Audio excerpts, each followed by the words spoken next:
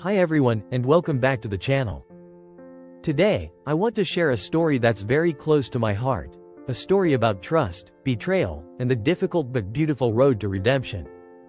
It's a reminder that even when we fall, even when we lose our way, there is still a path back, not through grand gestures, but through small, honest acts of healing.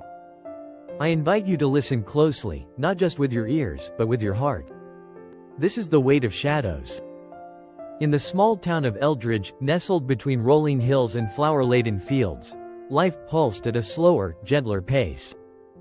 The sun rose lazily behind the mountains, sending golden rays through patchwork curtains in quaint little houses. Here, everyone knew each other's names. They shared stories over fences and spent warm summer evenings sipping iced tea on their porches. But beneath the charm of Eldridge's simplicity simmered hidden burdens, silent struggles, and unspoken griefs. William Tarver had once been the town's golden boy, a bright-eyed dreamer, the beloved son of the local schoolteacher. His laughter had been like a cherished song that filled the streets. Yet, life has a way of washing away dreams as swiftly as it weaves them. When William was just 14, tragedy struck. His father succumbed to illness, leaving his mother to raise him alone.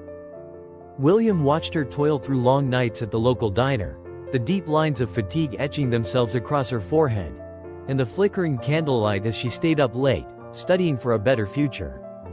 Slowly, resentment began to grow in William's young heart. Without a father's guidance and burdened by hardship, he found companionship on the streets instead of in his dreams. Over the years, the vibrant boy dimmed into a bitter man, carrying the weight of anger and lost hope. Still, William had a gift, a disarming charm that could draw people in. He became a confidant to many, hiding darker intentions beneath practiced smiles. As he watched the widowers and pensioners of Eldridge clutch their modest savings, jealousy brewed. They had once thrived while he had struggled. Animosity took root.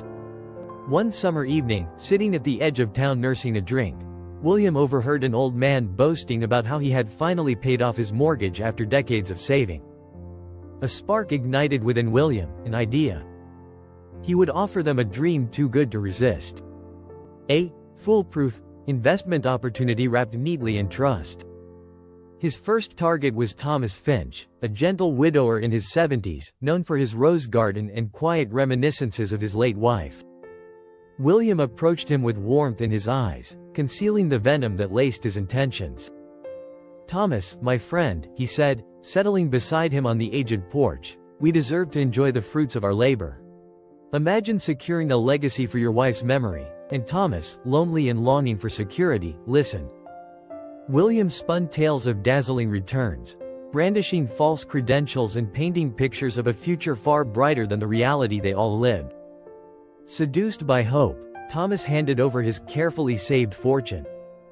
And Thomas wasn't the only one. One by one, William ensnared others, widows, pensioners, the vulnerable.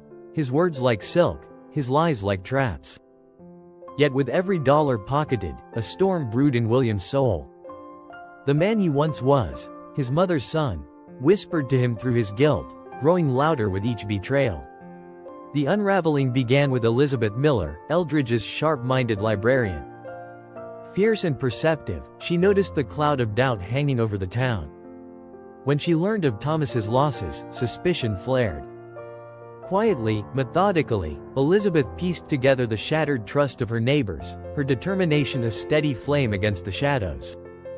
When the day of reckoning came, it was Elizabeth who stood before the townsfolk, her voice strong and unwavering. "William Tarver has betrayed us all," she declared. "But we are stronger together. He cannot steal our hope." The town erupted, not in chaos, but in a collective stand for truth and dignity. William, once adored, now stood exposed. Each accusation hit him like a blow, tearing down the walls he had built around his guilt. In the faces of those he betrayed, he saw his mother's tired eyes, the boy he had abandoned, the dreams he had buried.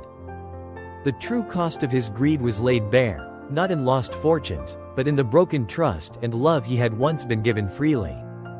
In the bitter cold of shame and loneliness, William faced a choice: disappear deeper into the shadows, or fight his way back toward the light. Haunted by sleepless nights and faces he could not forget, he chose the harder path. Without seeking forgiveness, he offered restitution in the only way he could: labor. He went door to door, helping with heavy chores, repairing fences, restoring gardens.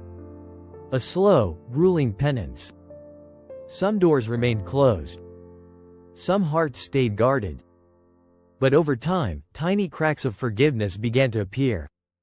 The bonds William had once shattered began, tentatively, to heal. Eldridge would never forget what had happened, but they chose not to let their scars define them. William's journey, once a story of betrayal, grew into a quiet testament of redemption, resilience, and the hard, honest work of change. Through the weight of shadows, he learned. True wealth was never counted in coins or savings, but in the strength of community, the grace of second chances, and the light that even the darkest past could not fully extinguish. Thank you for taking the time to listen. If the weight of shadows touched you today, remember this. No matter how heavy the mistakes we carry, no matter how deep the wounds we cause, there is always a choice. A choice to face the truth. A choice to do the slow, patient work of rebuilding what we've broken. Healing takes time. Trust takes time. But even in our darkest moments, the light of redemption is never completely out of reach. If you found meaning in this story, I invite you to like, share, and subscribe. And most of all, share some light with someone who might need it today. Until next time, stay strong, stay kind, and keep believing in second chances.